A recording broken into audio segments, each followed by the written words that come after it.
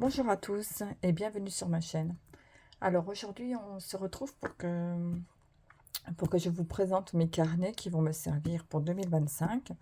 Donc j'ai mon carnet, mon agenda et j'ai mon carnet budget. Les deux sont faits entièrement à la main par moi. Et pour décorer, pour 2025, j'avoue que je ne me suis pas trop embêtée.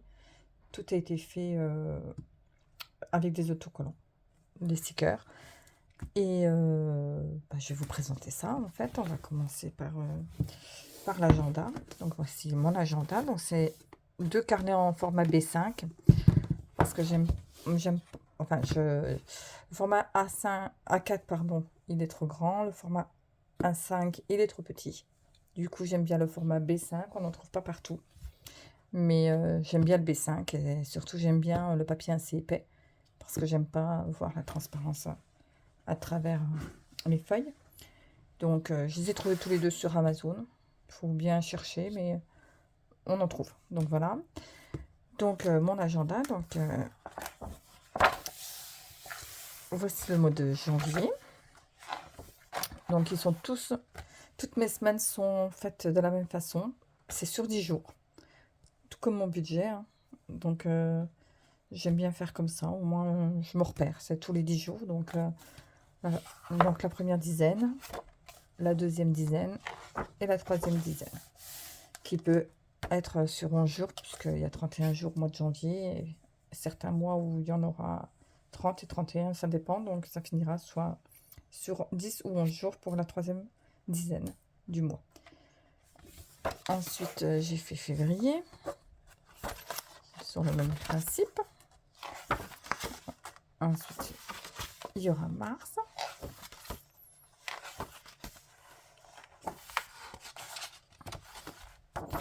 Avril.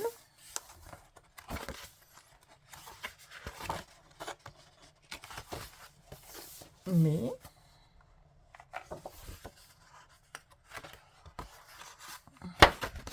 Juin. Comme vous pouvez le voir, j'ai collé des stickers et j'ai fait des petits buis autour pour décorer un peu, pour donner un peu de gaieté. Août, septembre, octobre,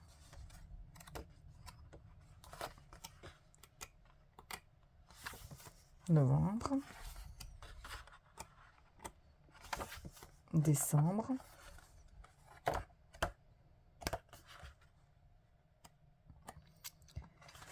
ensuite j'ai fait deux pages, enfin surtout une page complète qui est fait là à la main par contre, et là avec des stickers sur mes livres que je vais lire en 2025.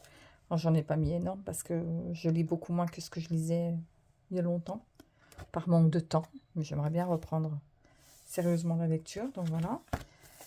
Ça, c'est une page pour le cinéma. J'espère qu'il y en a assez souvent, donc voilà. J'ai une double page où je vais mettre mes objectifs de l'année. Et là, j'ai fait un calendrier qui va m'aider à marquer... je n'ai pas complété encore, mais c'est pour marquer les anniversaires à ne pas oublier. Voilà. Et puis c'est tout, il me reste quelques pages blanches où je rajouterai des choses au fur et à mesure si j'en ai besoin. Voilà pour l'agenda. Et voici donc ce que vous entendez sûrement plus, mon carnet de comptes.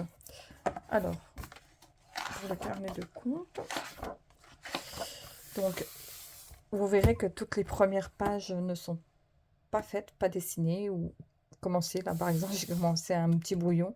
En fait, j'ai mis des stickers partout et des couleurs.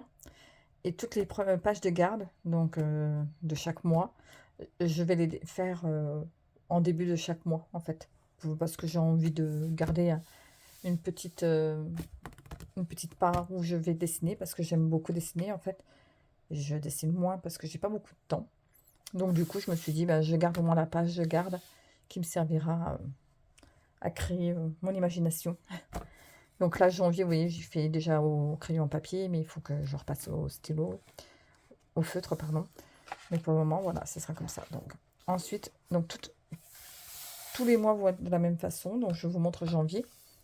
Donc, vous avez les revenus, mes épargnes, les charges fixes, les charges accessoires, les enveloppes et le récap du mois.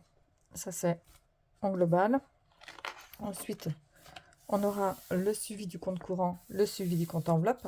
Pour rappel, hein, je fais du 100% virtuel et je me sers d'un compte spécial où je mets l'argent pour les enveloppes afin de ne pas prendre celui qui est sur le compte courant. Et ensuite, toujours ce même suivi où je fais mes enveloppes en virtuel et le point tous les 10 de chaque mois. Donc, tous les dizaines du mois, je veux dire. Donc le 10, le 20, le 30 ou le 31. Voilà. Et ça, c'est les dépenses qu'il y aura par dizaine. Voilà. Et tous les mois sont de la même façon. Donc, alors, je vais reprendre jusqu'en décembre pour vous montrer à peu près.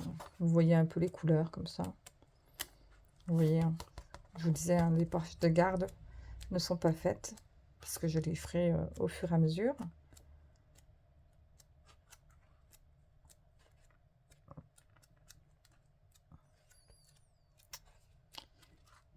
Et voilà.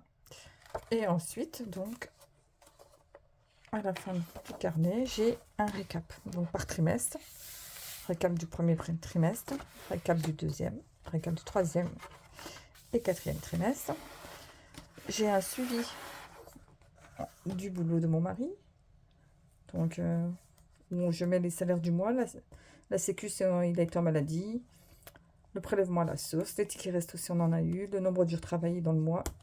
Les notes s'il y a des choses à noter. Et c'est pour pouvoir faire ma page sur les impôts. La même chose pour moi. Sauf que je n'ai pas de ticket resto, donc je ne mets pas. Et moi, je ne fais pas mes frais réels parce que je ne travaille pas assez loin. Donc du coup, je n'ai pas de case non plus là. Ensuite, j'ai le relevé de mes compteurs heure creuse, heure pleine et eau. Et là, j'ai donc pour suivre mes épargnes. Donc au chauffage, donc au premier, ce qu'il y a, ce que je vais mettre tous les mois en début de mois, si je retire, si je remets en fin de mois, et les soldes. Et je vais mettre mon objectif ici. Pour le moment, je ne les ai encore pas calculés, mais voilà comment ça va être. Vous voyez, pour décorer, j'ai mis quelques petits stickers un peu partout. Donc, j'ai 6 épargnes. Chauffage, chat, santé, voiture, Noël et le LDD qui est l'épargne de tout. Ça, je me suis fait une page idées cadeaux de Noël parce que à chaque fois, j'y pense pas et franchement, c'est un peu galère. Hein, on va pas se mentir, quand ça arrive à Noël, on n'a plus d'idées. J'ai fait un calendrier où je vais prendre le temps de noter les factures qui reviennent qu'une fois par an, genre la cotisation de carte ou des choses comme ça, pour ne pas les oublier, ou la facture d'électricité qui arrive pour moi fin août, pour ne pas oublier que c'est le récap fin août de l'électricité, etc. Et pour terminer, le suivi santé. Donc ça, c'est pour savoir les remboursements. Remboursement de la sécu, remboursement de la mutuelle, reste à charge. Normalement, j'ai un C d'une page. L'année dernière, j'ai eu un C. Parce qu'on ne va pas non plus chez le médecin tous les 5 minutes. On n'est plus que 2, donc voilà. Et puis voilà, donc il me reste des pages. Si j'ai des choses à rajouter, je le ferai au fur et à mesure. Pour le moment, je ne pense pas avoir autre chose à rajouter. Et puis voilà, donc je vous ai présenté mes deux carnets. Et puis je tiens à m'excuser aussi de ne pas avoir fait de budget début décembre et de bilan de novembre, mais je suis vraiment débordée au travail comme à la maison et que voilà, franchement, j'ai pas eu le temps. Donc je reprendrai les vidéos budget à partir de début janvier et je vous expliquerai un peu tout et en même temps, je vous mettrai en place les enveloppes épargne pour vous montrer comment je procède en fait. Voilà, je vous souhaite à tous de passer de très bonnes fêtes de Noël et puis surtout une très bonne santé. Profitez de vos proches, profitez de la vie et puis soyez tous heureux. Merci d'avoir regardé cette vidéo et je vous dis à bientôt.